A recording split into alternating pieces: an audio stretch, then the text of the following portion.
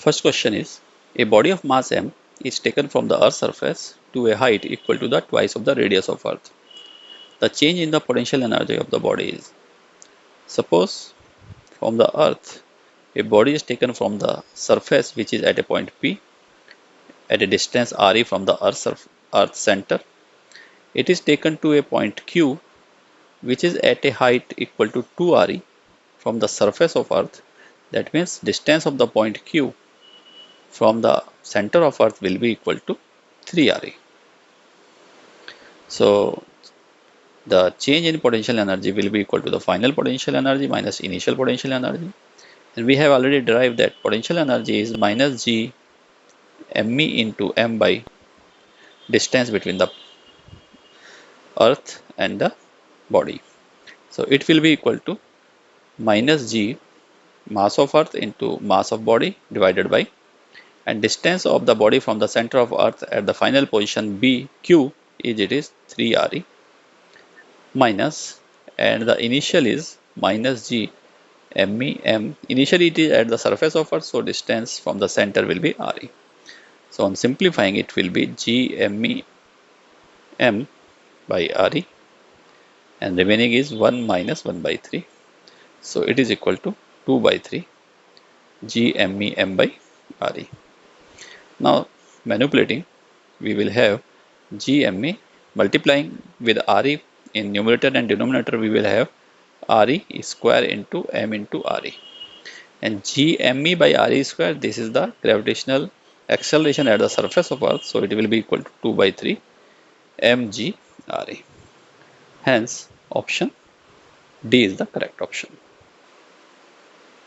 Second question is, a particle of mass capital M is situated at center of a spherical shell of same mass and radius a. The magnitude of the gravitational potential at a point situated at a by 2 distance from the center will be. We know that the gravitational potential energy between two mass body having a distance r between them is u equal to minus g m1 m2 by r. So gravitational potential is the gravitational potential energy per unit mass, so it will be minus g m1 by r. It is a gravitational potential due to the mass m1 at a distance r. In the given problem, there is a spherical shell which has the mass m and radius a. There is the point mass at the center which is having the same value m, and from this mass at a point P which is at a distance a by 2, we have to find the net potential. So net potential at point P will be the sum of two potentials. One is the potential due to the point mass which is at center, and another potential is due to the spherical shell at the point P. So it will be equal to, because of this point mass, the potential will be equal to minus G, mass is capital M and distance of the point P from the center is a by 2, plus, and the potential due to the shell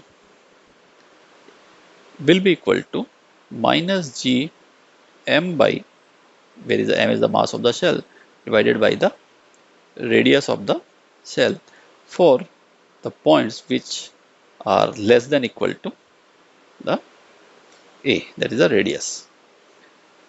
So we will have it is minus gm by a. So it is equal to minus 2 into gm by a minus gm by a. On adding, we will have minus 3 gm by a. Therefore, magnitude of the potential at point P will be equal to 3 gm by a. Hence, option C is the correct option. Next question is, infinite number of bodies, each of mass 2 kg, are situated on x-axis at a distance 1 meter, 2 meter, 4 meter, 8 meter respectively from the origin. The resulting gravitational potential due to the system at the origin will be. We have already discussed that the gravitational potential at a point due to mass m is minus gm by r, where r is the distance of the point from the mass m. As per given problem, at origin we have to find the gravitational potential if at a distance of 1 meter there is a mass of 2 kilogram. Another mass of 2 kilogram is at distance 2 meter. Next is at a distance of 4 meter, this is 2 kilogram. Then further it is at 8 meter, this is 2 kilogram, and so on. So potential due to these different masses will be equal to, now using the principle of superposition, the potential due to the first mass at a distance 1 meter from the origin, it is minus g into 2. 2 is the mass of the body divided by the distance, that is 1. Then minus g, and now mass is again 2, but distance is now it is 2 meter. Then for third mass it is minus g into 2 by 4. Fourth mass it is minus g into 2 by 8, minus, and so on. So it will be equal to, if we take minus 2g common, so it will be 1 plus 1 by 2 plus 1 by 4 plus 1 by 8 plus, and so on. And this is the geometric progression for which sum for infinite number of terms is given by a by 1 minus r, where a is the first element and r is the common ratio. So first element is 1 and common ratio is 1 by 2. So it will be simply 2. Therefore, we can write it is 2g into 2 or minus 4g. Hence option B is the correct option. Next question is, with what velocity should a particle be projected so that its height becomes equal to the radius of Earth? Particle is projected from the surface of Earth, so we can say that energy at the surface of Earth should equal to total energy at the height equal to radius of Earth from the surface, as per the conservation law of energy. So this implies that total energy is the sum of the kinetic energy and potential energy. So potential energy at the surface of Earth will be minus g mass of Earth into mass of body divided by radius of Earth, which is say r, plus kinetic energy with which it is projected. So it is half into m into v square. We have to calculate.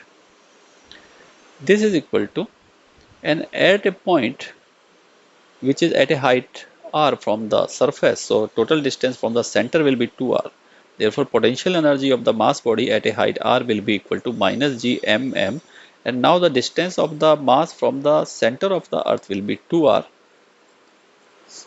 plus, and at this point, this is the maximum height with which particle will reach, so the kinetic energy will be 0. So this implies that half mv square will be equal to minus g mm by 2r plus minus g mm by r, and on adding this will give half mv square equal to g mm by 2r.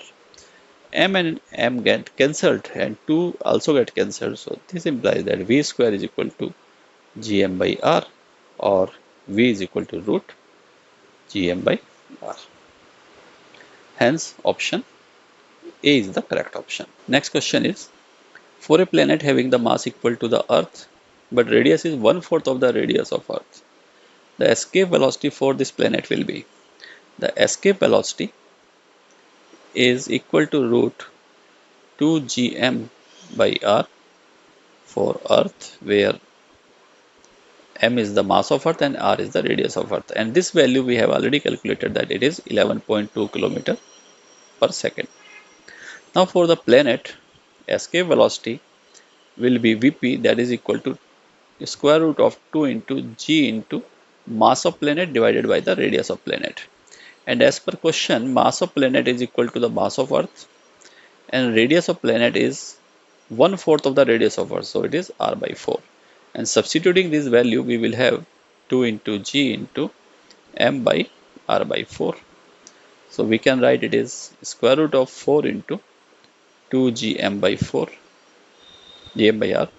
So this 4 on after taking the square root, it will become 2 into square root of 2 gm by r, and this 2 gm by r is the escape velocity for the Earth, so it is 2 into ve, that is equal to 2 into 11.2, or we can say it is 22.4 km per seconds. So option B is the correct option.